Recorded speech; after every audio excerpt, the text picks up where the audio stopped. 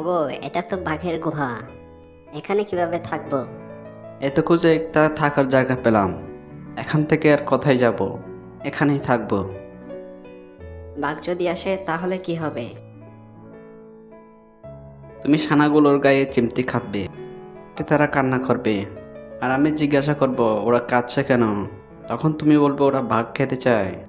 ও আচ্ছা, এই ব্যাপার তাহলে।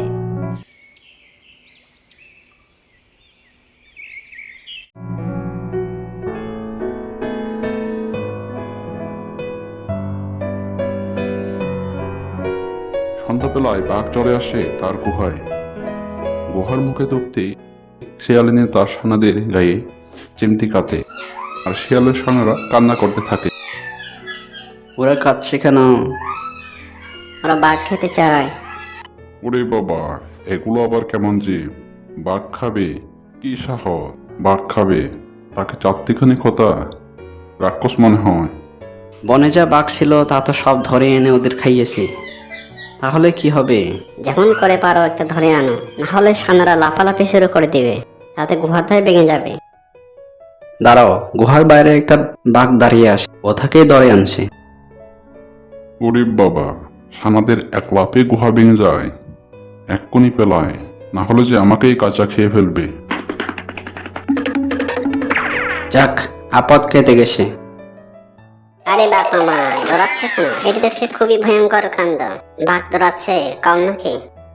বাঘ মামা, ও বাঘ মামা, কি হয়েছে? এমন করে পালাচ্ছে কেন? এমনি কি পালানোর স্বাদ হয়েছে? নইলে এক্ষুনি ধরে পেতে চালান করে দিত। তোমাকে ধরে এ আবার কেমন জানো? বোকা বাঘ মামা। আমায় নিয়ে মস্করা, সেখানে থাকলে বসটি ঠেলা।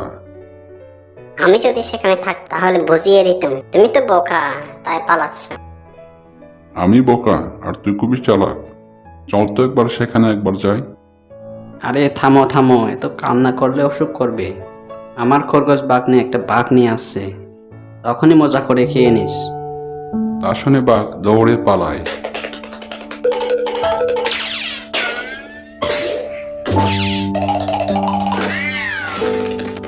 খরগোশ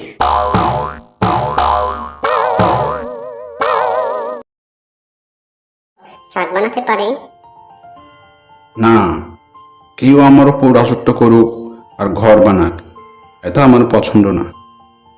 তুমি তোমার ঠিকানা অন্য কোথাও খোঁজো, যাও এখান থেকে। অশ্বত গাছের এই ব্যবহারে রানী মৌমাছি খুব দুঃখ পেল। তখন আম গাছ রানী মৌমাছিকে ডাকল আর বলল,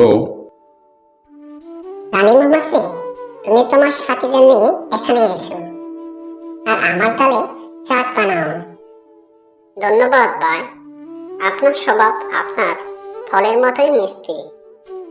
এইভাবে রানী মৌমাছি চাক বানিয়ে সেখানে থাকতে শুরু করে। একদিন জঙ্গলে দুটো কাঠুরিয়া গাছ কাটতে এলো। তুমি ওদের জন্য কেউ খাবার জোগাড় করে আনো। ঠিক আছে, আমি এক্ষুনি যাচ্ছি। তারপর হাসা হাঁটতে লাগলো, আর পথে দেখা হলো সেই বাঘের সাথে। এদিকে কোথায় যাচ্ছ বন্ধু? আমার 3টি ছানা হয়েছে, তাদের জন্য খাবার আনতে যাচ্ছে। বাহ, বেশ ভালো তো। তবে সাবধানে যেও বন্ধু। ধরে এক ফাঁদে শিয়াল লুকিয়ে লুকিয়ে পাখি শিকার করছে। ঠিক আছে বাঘ ভাই, তাহলে আমি গেলাম। তারপর হাসা আবারও হাঁটতে লাগলো, কিন্তু বাঘ মনে মনে বলে, ও আমার অনেক উপকার করেছে, তাকেও আমি উপকার করতে চাই।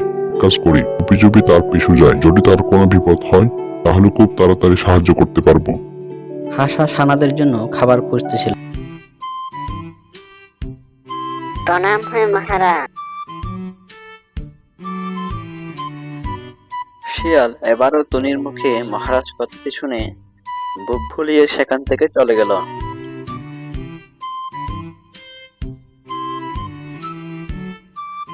দেখি তো আমার সোনামণিরা, আজ তোরা উঠতে পারিস কিনা?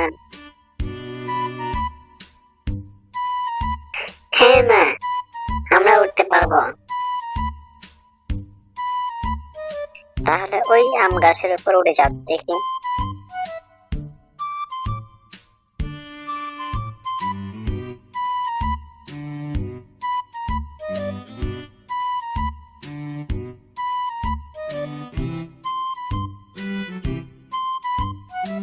করছিস রে তুমি?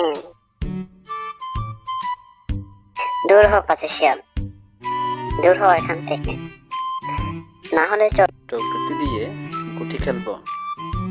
তবে রে তুমি, তোমার একদিন কে আমার একদিন।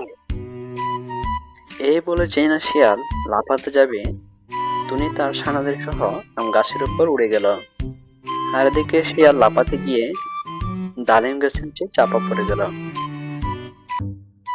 তখন শিয়াল টুনিকে ধরতে না পেরে দুঃখী মনে চলে যায়।